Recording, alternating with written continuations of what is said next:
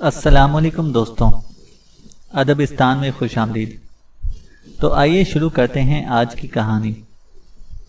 وہ آدمی دراز قامت تھا، رنگت میں زردی کی آمیزش تھی، چہرہ پتھریلے تاثرات کا حامل تھا۔ اگر جیک دی ریپر پر مووی بنائی جاتی تو وہ اس کردار میں فٹ ہو جاتا۔ مائرنا کلوٹ ہچکچاہٹ کا شکار تھی کہ اسے اندر آنے دے یا نہیں۔ پھر اس نے فیصلہ کیا کہ محض ظاہری حالت پر کی بنا پر کوئی فیصلہ کرنا نامناسب ہوگا۔ اس نے اپنا نام مور بتایا تھا۔ مسٹر مور، اندر آ جائیں، مائرنا نے تاثر سے آری آواز میں کہا۔ اس نے ایک طرف ہٹ کر اس کے لیے راستہ صاف کیا اور دروازہ بند کر دیا۔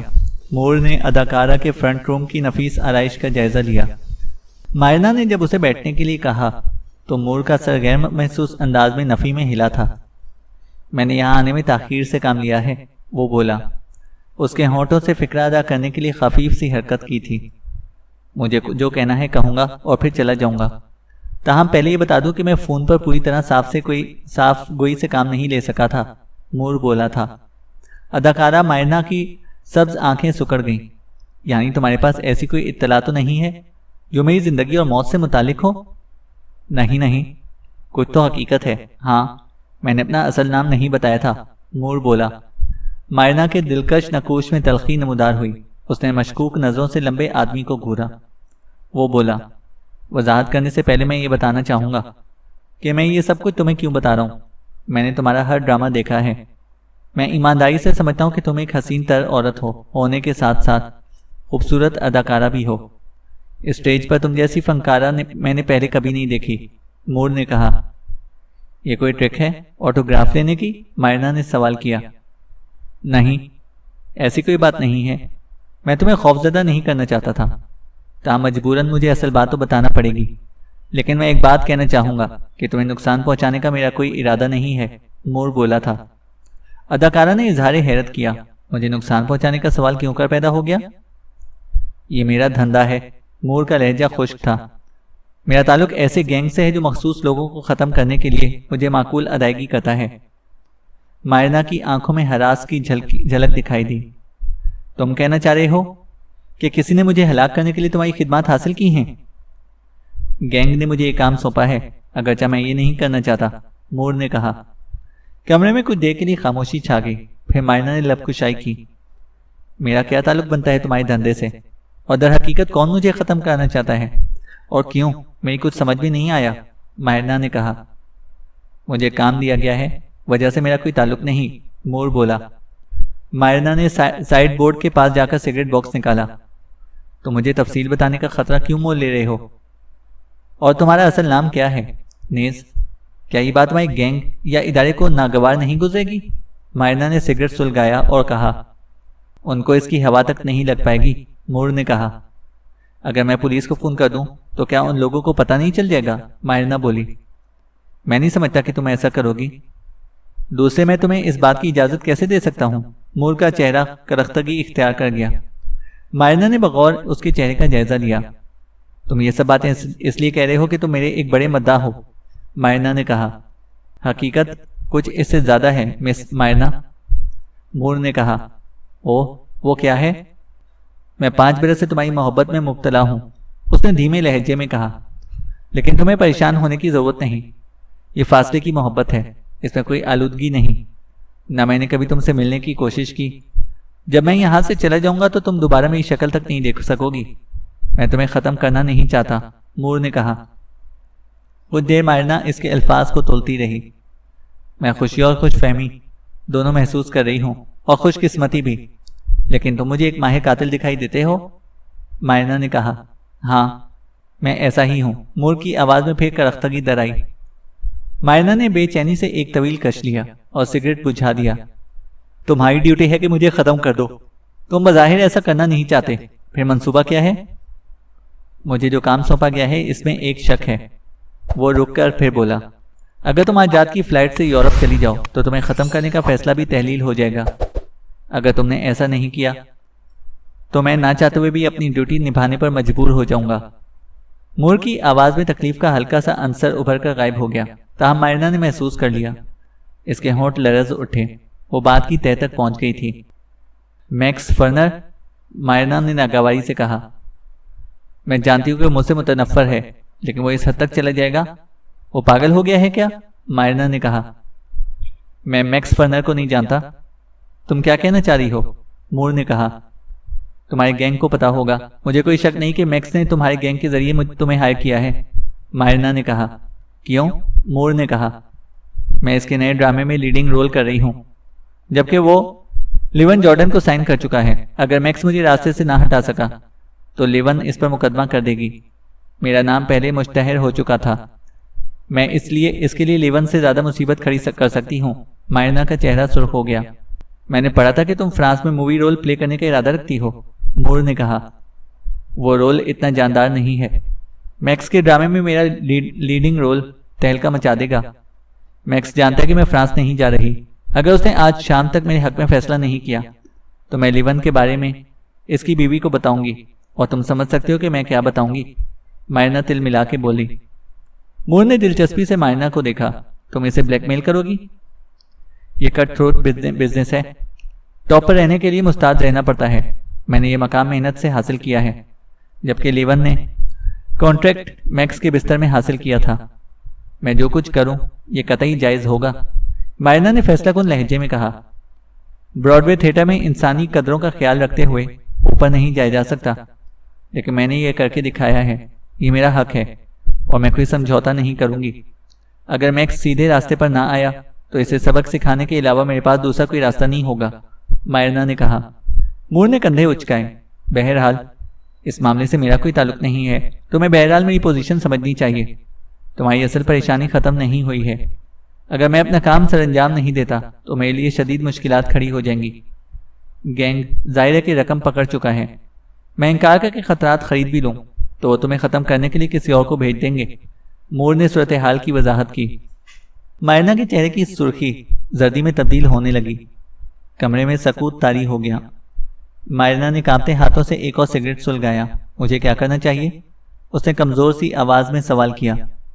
ایک ہی راستہ ہے جو مجھ سمیت سب کے مسائل حل کر دے گا۔ ہاں، البتہ کیریئر کے اعتبار سے تم کسی حد تک نقصان میں رہو گی، لیکن یہ جان سے زیادہ قیمتی نہیں ہے، مور نے کہا۔ تم کیا کہنا چاہ رہے ہو؟ مائرنا نے پوچھا۔ تم فرانس کی فلائٹ پکڑ لو، میں اس بات کی رپورٹ گینگ کو کر دوں گا، تمام مسئلے ختم ہو جائیں گے، مور نے سپاٹ آواز میں حل پیش کیا۔ اور میں اس طرح براڈ وے میں لائف ٹائم چانس کھو دوں، مائرنا نے کہا۔ مور شانے اچکا کر رہ گیا۔ قبرستان میں رہ کر کوئی سپر اسٹار نہیں بن سکتا۔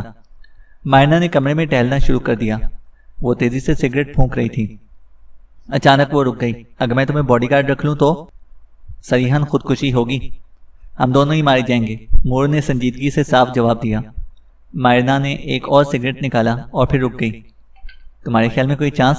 مائرنا نے پوچھا۔ نو چانس، مور بولا۔ میں فلائٹ پکڑ لوں تو سب ٹھیک رہے گا؟ وہ اپنے ہونٹ کاٹنے لگی۔ ہاں، تم فرانس جا کر مووی میں حصہ لو، تمہارے اندر صلاحیت ہے، تم آگے بڑھ سکتی ہو۔ براڈ وے میکس اور لیون کو جہنم میں جھونکو، زندگی کے حقائق کو سامنے رکھتے ہوئے فیصلہ کرو، مور نے بے تاثر آواز میں کہا۔ ہاں، جہنم میں جھونکو۔ مائرنا کے لبوں پر خفیف سی ناقابل فہم مسکراہٹ ابھر کر معدوم ہو گئی۔ اس کے چہرے کے نارمل تاثرات لوٹ آئے۔ آل رائٹ، اپنے آدمیوں کو بتا دو کہ میں فرانس جا رہی ہوں، مائرنا نے کہا۔ مجھے تم سے اسی دانش مندی کی توقع تھی، مور نے نرمی سے کہا۔ تمہارے فیصلے نے ہم دونوں کی پریشانی ختم کر دی ہے۔ مجھے اظہار تشکر میں کوئی ہچکچاہٹ نہیں، یہ میری چاہت کا معاملہ تھا، ورنہ میں ماضی کی طرح آتا اور کام ختم کر کے چلا جاتا۔ ایک بار پھر شکریہ، مور نے کہا۔ دراز قامت زرد رو شخص جب میکس کے دفتر میں داخل ہوا تو چکنے سر والے پروڈیوسر کی آنکھوں میں تفکر کی پرچھائیاں تھیں، امید و بیم کی کیفیت تھی۔ کام بن گیا جان؟ میکس کا پہلا سوال تھا۔ لمبا آدمی ایک آرامدہ نشست پر براجمان ہو گیا اور میکس کی بے قراری سے لطف اندوز ہونے لگا۔ تم نے جواب نہیں دیا، میکس کی بے چینی بڑھ گئی۔ جان نے جواب دیا، میں اپنے وقت کا بہترین گینگسٹر اداکار تھا۔ مائرنا نے فرانس کے لیے فلائٹ پکڑ لی ہے۔ اس نے تمہیں پہچانا تو نہیں؟ میکس نے دوسرا سوال کیا۔ جان نے منہ بنایا، احمقانہ سوال ہے۔ دروازہ کھلنے اور اندر جانے کے 5 منٹ کے اندر میں نے تاڑ لیا تھا کہ وہ مجھے اصلی اجرت یافتہ قاتل سمجھ رہی ہے، اور وہ پہچانتی بھی کیسے؟ اسے صرف براڈ وے سے دلچسپی تھی، مزید یہ کہ براڈ وے تھیٹر میں اسے زیادہ سے زیادہ 8 برس بیتے ہوں گے، جبکہ میں کلیولینڈ تھیٹر میں शो करता रहा था। वो भी 10 बरस पुरानी बात है, आने वाला बोल रहा था। मैक्स ने सुकून की सांस ली। उम्मीद तवक्का से ज्यादा चालाक निकली। उसके बाद मेयर लियोन की टेप्स थी। मैक्स बोल रहा था। ऐसा है तो फ्रांस से भी रिकॉर्डिंग तुम्हारी बीवी को अरसाल कर सकती है, जॉन ने कहा। फिलहाल तो खतरा टल गया है, लेकिन तुम्हारी क्या राय है, मैक्स ने पूछा। तो किसी और के जरिए खतरा हमेशा के लिए खत्म कर दो, जॉन ने कहा। नहीं नहीं, ये मेरे बस में नहीं है, मैक्स ने चंदिया पर हाथ फेरा। बहरहाल मैंने जो ड्रामा किया है, मेरा ख्याल है कि वो ये हरकत नहीं करेगी। उसे फर्जी गैंग ने खौफजदा कर दिया है, लेकिन तुम्हारी भी गलती है। अगर तुम पूरी बात मुझे बता देते तो मैं वो टेप भी वसूल कर लेता, जॉन ने कहा। तुम ठीक कह रहे हो।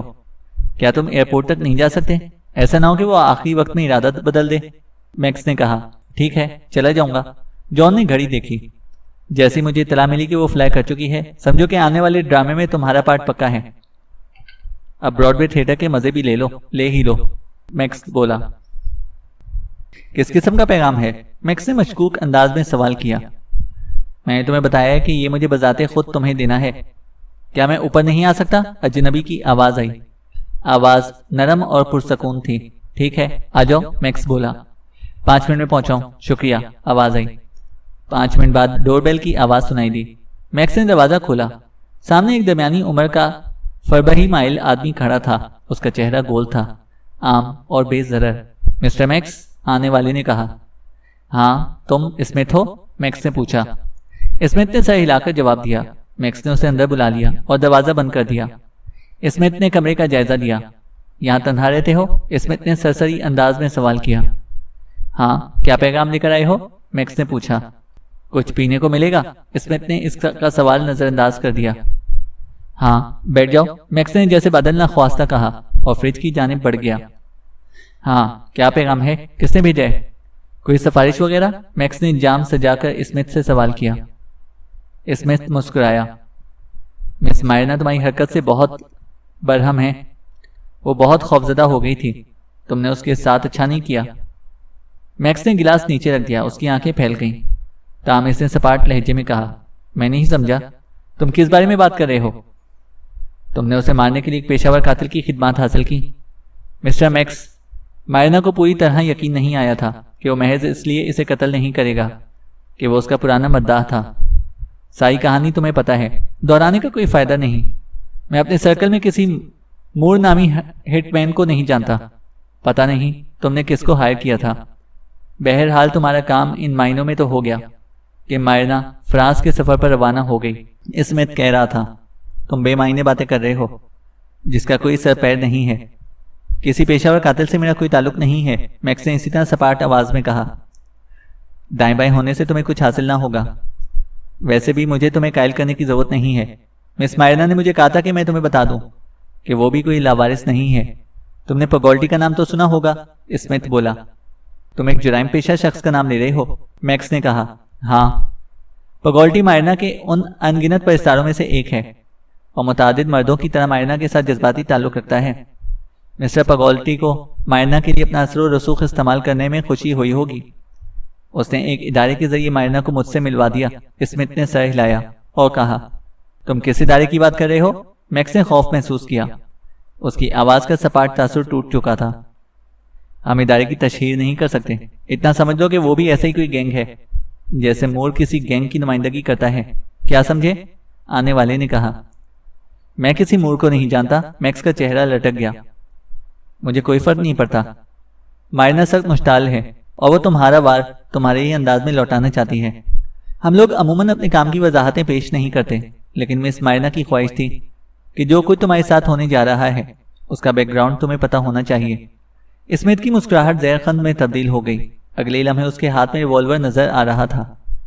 मैक्स के चेहरे पर जर्दी खंड गई। मैं कुछ नहीं समझा, उसने मरी मरी सी आवाज में कहा। तुम सब समझ रहे हो। स्मिथ ने गन का साइलेंसर चेक किया। मैक्स सख्ते के आलम में उसे घूर रहा था। उसने मायरना को डराने के लिए महज एक अदाकार को हायर किया था, जबकि मायरना ने असल कातिल को हायर कर लिया था। स्मिथ ठीक कह रहा था। मैक्स सब समझ गया था। उसकी चाल उसी पर उलट गई थी। चैनल को सब्सक्राइब करें और बेल आइकन को प्रेस करें ताकि हमारी हर अपडेट आपको बर वक्त मिल सके।